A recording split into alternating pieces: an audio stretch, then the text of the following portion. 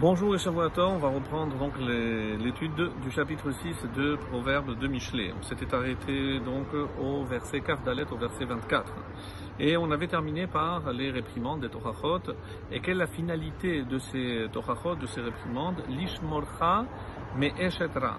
De te protéger, afin de te protéger, mais eshetra contre une femme mauvaise, une femme littéralement du mal, qui fait le mal, expliqueront les Chachamim. Mechelkat lachon nochriya, et de l'onctuosité de la langue, c'est-à-dire chelkat, c'est les lisses, c'est-à-dire une langue onctueuse, nochriya, de l'étrangère. Donc ici, eshetara, c'est une femme mauvaise qui fait le mal, même juive, et nochriya, expliqueront les Chachamim aussi, c'est une femme donc d'un autre peuple. Et enfin, al tachmod yofia bilvavecha.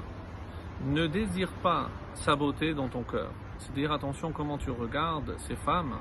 Ve'al kikachacha be'afrapeha, et littéralement ne te laisse pas prendre. C'est-à-dire qu'elle ne te captive pas avec ses paupières, c'est-à-dire avec le regard.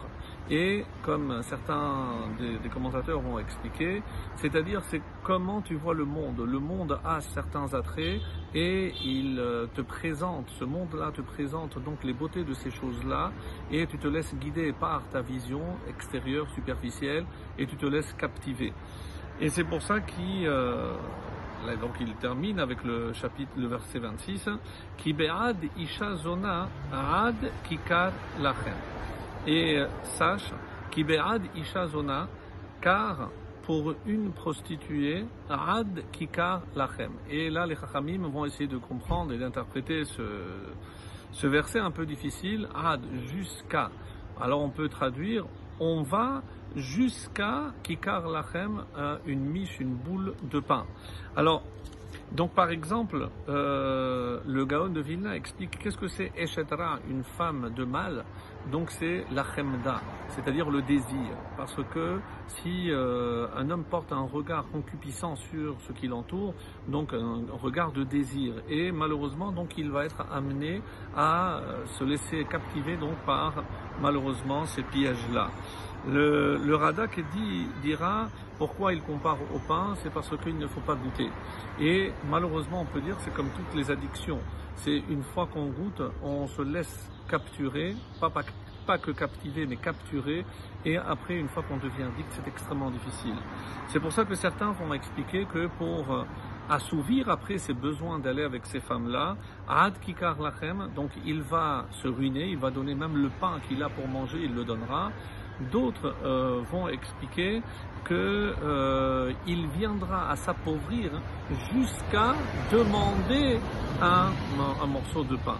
Alors, donc c'est pour ça que le Ben Yehoyada nous dit que ce verset, on le trouve dans la Gemara. Dans la Gemara, effectivement, dans Sota Dalet Amud Bet, de la page 4b, on explique ce verset, et le Ben Yehoyada essaye de faire le lien. Pourquoi? Quel pourrait être le lien entre le pain et la femme?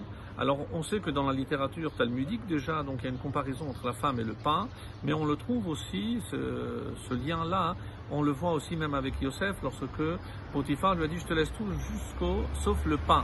Et là-bas Rashi avait expliqué qu'est-ce que c'est le pain? Tu ne touches pas à ma femme. Donc il avait mis en garde, et quelque part donc on voit qu'il y a un lien. Alors le Ben Yehoyada dit ça c'est mida keneged mida. Pourquoi? Parce qu'un homme qui va tromper sa femme, c'est qu'il n'a pas compris que sa subsistance, sa bracha, elle vient de sa femme.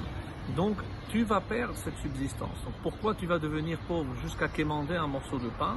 C'est parce que tu as trahi la source de ta bracha, qui est ta femme, en la trompant avec une autre femme. Et ce verset donc termine Ve'eshet ish, mais une femme mariée, donc c'est encore pire, parce que avec une prostituée, il va se ruiner. Mais pour une femme mariée, nefesh yekara tatud, elle va prendre en chasse littéralement une vie précieuse. Et les Chachamim, dont Rashi ici expliquera, c'est qu'il ne va pas perdre seulement son argent, mais il va perdre jusqu'à la vie. et comme certains vont l'expliquer, puisque on le sait, qu'un homme adultère est chayav mita. Alors, par exemple, le Radak nous dit ici que, qu'est-ce que c'est, par exemple, pour revenir à Eshetra, pour bien comprendre, c'est une femme qui fait le mal. Parce que la femme a ces deux dimensions. Elle peut, si elle joue son rôle, être l'otov, c'est lorsque l'homme était seul, donc Dieu va donner la femme, et c'est elle qui apportera le tov à l'homme. Mais si l'homme ne comprend pas que la femme est là pour lui apporter le bien, et donc c'est pour faire le mal, donc il va encourir tout ce qui vient par la suite, la pauvreté, et jusqu'à l'oralenu, la mort. Et il va terminer avec deux comparaisons. Est-ce qu'un homme emportera-t-il du feu dans son sein, dans le pan de son habit, ou begadav lotisarefena, sans se brûler? Donc on ne peut pas jouer avec le feu sans se brûler. Très très bonne journée.